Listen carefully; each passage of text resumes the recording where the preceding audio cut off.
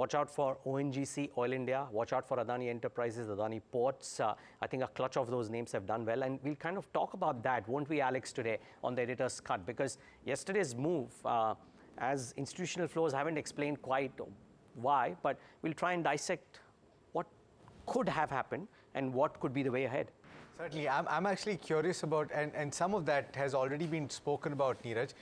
By the way, if you're tuning in for the first time, this is Editor's Cut, where we try and go beyond just the headlines to give you some perspective on actionable insight that you can take.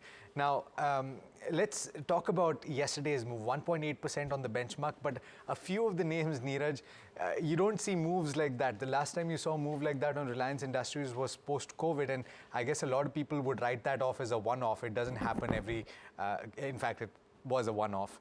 And so therefore, the question is, why did that happen? The question is, does that continue going forward? What are the factors that could lead to that?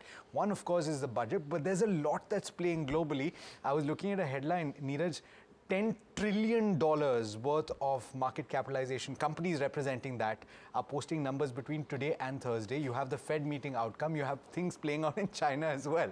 So first, let's talk about what played out in markets yesterday, Niraj.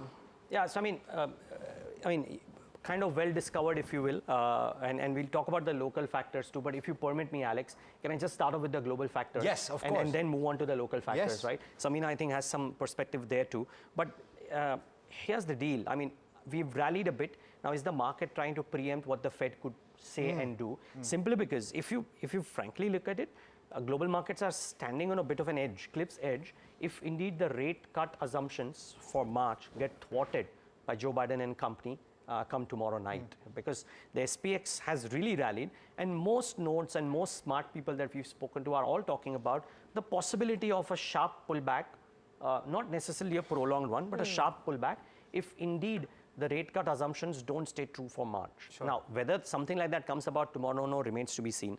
The revision of the rate cut expectations from 135 basis points downtick to a 70 basis points downtick as well could be a factor.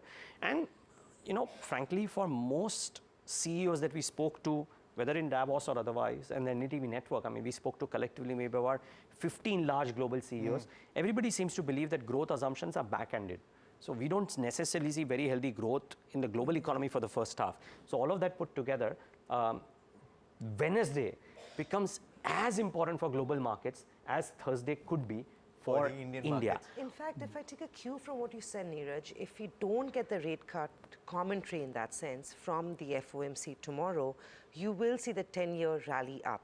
If that does happen, debt markets in the US become far more attractive for an investor or a fund to put money out there to create alpha for emerging markets, right? So it's not just for global markets, it's also very, very important for what happens to Indian equity markets. To take a cue from what you said, chances of a rate cut only seem to be getting delayed. You've got Red Sea crisis, you've got crude that is staring at us in the face. So while that becomes important for Indian equity markets, India Inc., it's equally important for a central bank sitting outside this country in the US who's watching crude to determine what the rate action is going to be. So that's the other factor, I think, that will be important. So while budget is important for us, in more ways than one, the FOMC becomes equally important for our markets as well. And I don't think we've spoken necessarily enough about this Red Sea issue, which seems to be getting worse. That, I guess, is the joker in the pack, and you can't really talk about what could happen either way, right? But let's focus on what we could potentially do.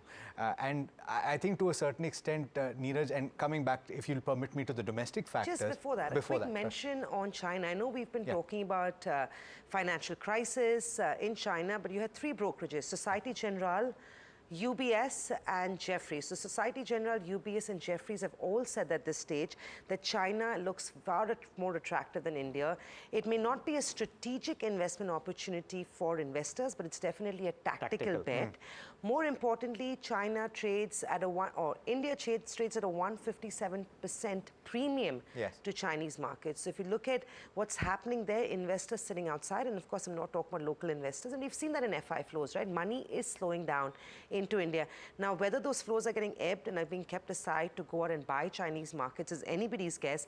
But this is a factor we've talked about. This is a factor that could potentially play out. I mean, China trades at 2x while India trades at 21 times. Certainly, so absolutely. The valuation No, graph, sorry, 8x. 8x, pardon me, 8x. So, but having said that, I will also put a note of caution saying that the property market issue in China is not resolved.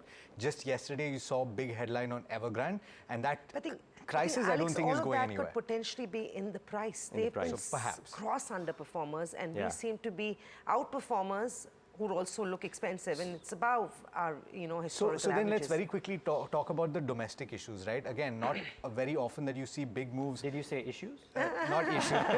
Positives, No, I shouldn't say events. domestic issues, domestic factors, if I can call it that. So are there legs in the rally? That's what everyone wants to know, Niraj. See, so, I mean, all of us could weigh in on this, but very quickly, we have about a minute and a half before we end this. So, upstream oil yesterday was the key reason, and the fact that HDFC Bank did not participate on the downside. So that's a big positive too. Thanks to LIC. Or you could argue yes, but I mean a small uptick, short covering led, but upstream oil effectively, right?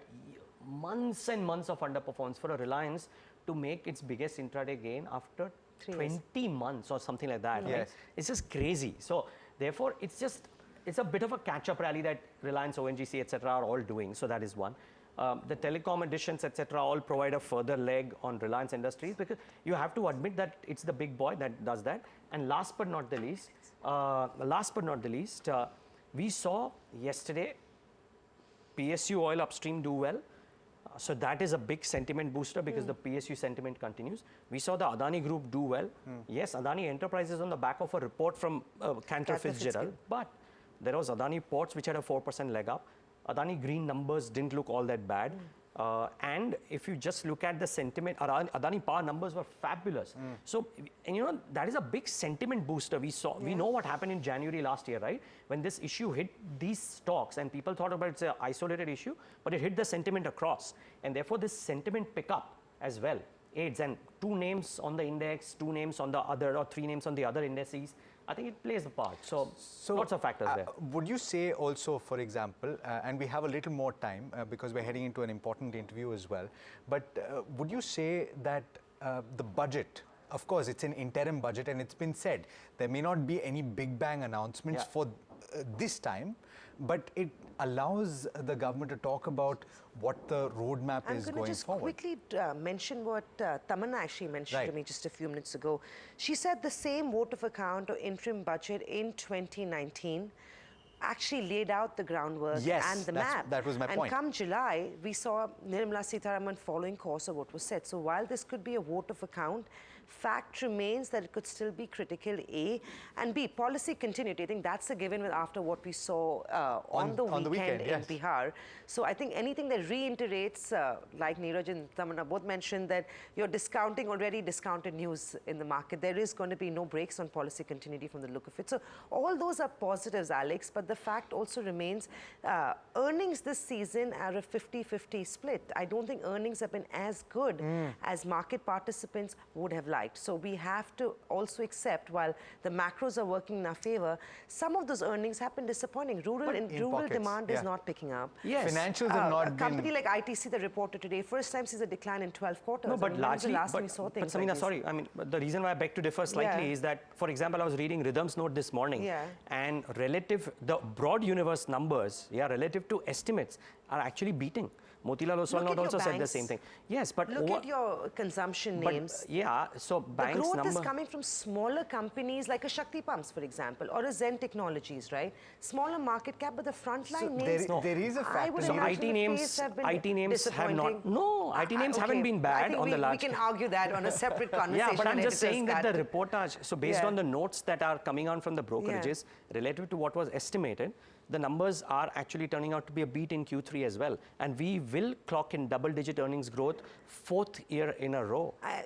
well, But IT there are pockets banks, of there are been pockets of underperformance. In consumption. fact, I did want to talk about Bajaj Finance because while Yeah. there is a growth of 23% on the Cost of bottom credit- line, credit cost you has have gone up credit cost that has substantially. gone up because your gross non-performing assets have gone from 0.9% in Yeah. the previous quarter to 1.18%. And brokerages are not happy with what they've seen from the Bajaj Finance look, as well. I take your point. There are several companies and large ones at that have come in ahead of estimates, but I think there are few pockets, strategic pockets That have still have underperformed. not fired. Well, we can not we'll underperformed, but decide have if you're not a sell fired. side or a buy side brokerage that is calling the shots here. All right, so I guess to a certain extent the jury is out, but some of the perspective that you've got hopefully has benefited you and given you some clarity of what to expect. Neeraj is a perma bull, and No, I'm a sucker for statistics, and the statistics seems to suggest that for now the numbers. I mean, which is why the sucker for statistics would say that the valuations don't seem too compelling, but the numbers are following.